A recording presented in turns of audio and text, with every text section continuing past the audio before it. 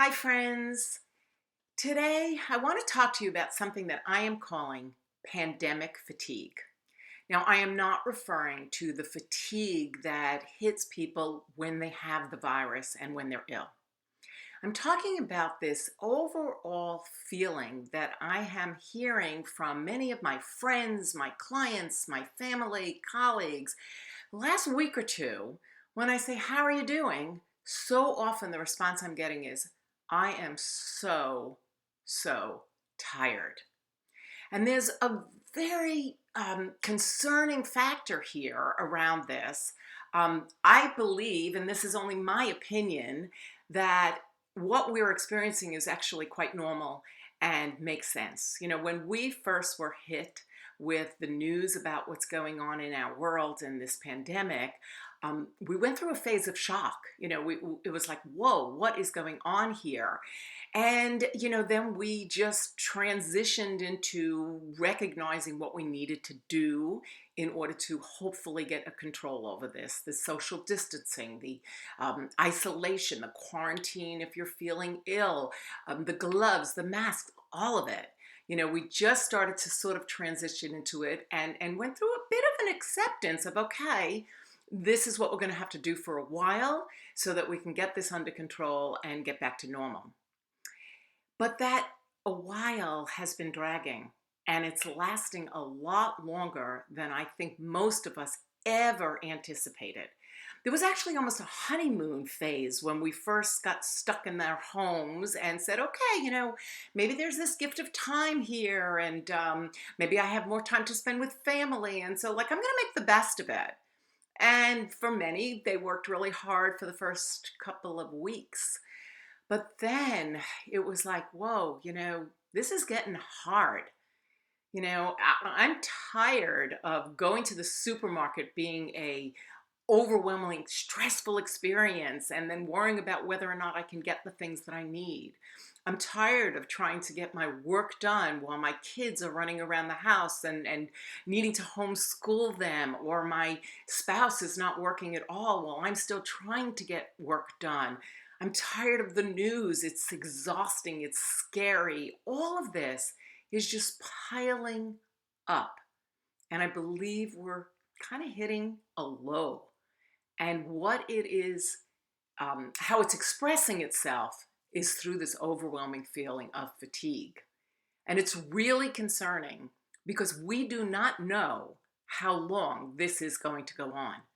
That is an unknown. We don't really know, is this going to last another week, another month, the whole season of the summer? There's so much unknown, and that contributes to the fatigue as well. However, if we give in to the fatigue, we could potentially find days, weeks, or months drifting away where we're not accomplishing anything. And that's not good. And the reason it's not good is because we human beings, we like feeling accomplished. We want to get up in the morning and feel like there's some meaning and purpose to our day. So it's important for us to talk about and think about, how are we going to deal with this level of fatigue? How are we going to get through it and keep putting one foot in front of the other, no matter how long this lasts? So I think there's two sides to the coin here. And again, I am sharing my opinion, my knowledge from behavioral science and positive psychology, and some of the suggestions I give may not work for you, but maybe they'll just open up and inspire you to think about things a little differently and take a step backwards and spend some time thinking about how you will get through the next few weeks, months, or however long this takes. So let's take the two sides of the coin approach. On one side, I think, is acceptance, and on the other is we need to fight. We need to accept that what we are feeling is normal. There's nothing wrong with us, and we need to remove the guilt.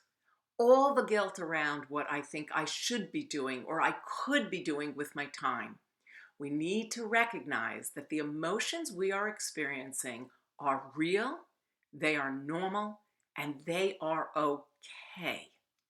And we need to do what we can to deal with them and accept them and respect them. And so maybe that means getting a little bit more sleep. Maybe it means in the late afternoon, if you can slip away for a 20-minute cat nap, just doing it. It certainly means elevating self-care to our top priority. We need to focus on movement and getting fresh air when we can and eating well. All of those things are really important, but we need to really accept that this is where we're at right now, and it's normal and it's okay. But the other side of this coin is we need to fight through it. It's fine to have a day where you slip into the fatigue and really don't get much done. But if it's happening day after day after day, it's time to start fighting back. So what do I mean by that? I mean, we need to start setting our days with intention, getting up in the morning, getting dressed, asking ourselves, what can I do today to bring meaning and purpose into my life? If that means getting on video and hopefully inspiring you, yeah, that's what helps me. Knowing that I can be here and maybe give you a word that will help you. That's who I am. Doing a few things to move your business forward. Maybe not as much as you would have done 6 months ago, but at least getting some of the work done. Maybe it's being a role model to your kids and inspiring them to find things to do with their time, to stay disciplined around their school. Maybe that's your job. Maybe it's just putting a healthy meal on the table. Whatever it does, whatever it is, just set your day for intention. A couple of things that you say, I'm going to do today and get done. And then you cannot sit around and wait for the motivation to get you going. There's a rule in the field of motivation that says if you wait around for it to arrive, there's a really good chance it won't and you'll never get anything done. But if you get into action, the motivation will arrive.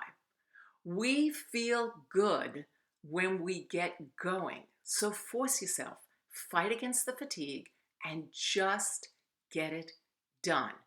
A little bit at a time. And then really acknowledge that despite the fact that we're going through really tough times, you're still moving forward with your life. You know, if there's anything that COVID should be teaching us, it's the fragility of life. In a moment's notice, our world can change. Our personal lives can change. We need to make the best of every day that we are given. And it's okay, even in these challenging, troubling, and really frightening times, it is okay to bring some joy into them.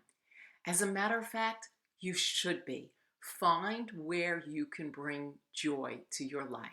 Whether that is keeping in touch with your loved ones, getting on FaceTime or Zoom and seeing their faces, whether it's reading books that inspire you, whether it's stopping what you're doing and playing with your kids and just being silly, turning on music, have a dance party in the house.